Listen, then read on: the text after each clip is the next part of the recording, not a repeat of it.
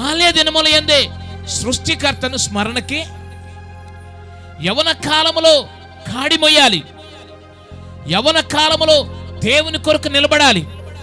ఆమేన్ చెప్దామా? యవన కాలములో దేవునిని ఆశ్రయించాలి.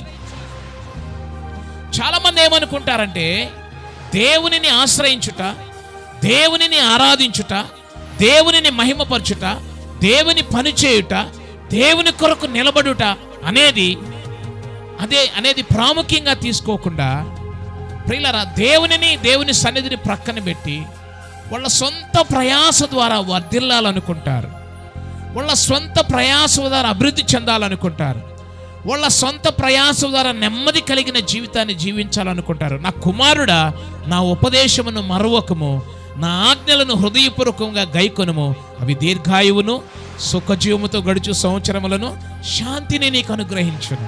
దీనికి స్తోత్రం చెప్దామా? నువ్వు దేవునిని ఆశ్రయించినంత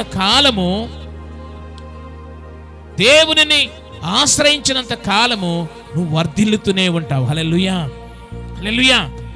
ఈ దేశములో ఉన్నప్పుడు దేవుణ్ణి ఆశ్రయించడం కాదు. ఏ దేశములో ఉన్నా, ఏ రాష్ట్రములో ఉన్నా, ఏ స్థితిలో ఉన్నా, ఏ పరిస్థితిలో ఉన్నా, దీన స్థితిలోనైనా పిల్లల్ని కంట్రోల్ చేయండి, సంపన్న స్థితిలోనైనా నువ్వు ఎలా ఉండాలంటే దేవునిని ఆశ్రయించే వ్యక్తిగా ఉండాలి.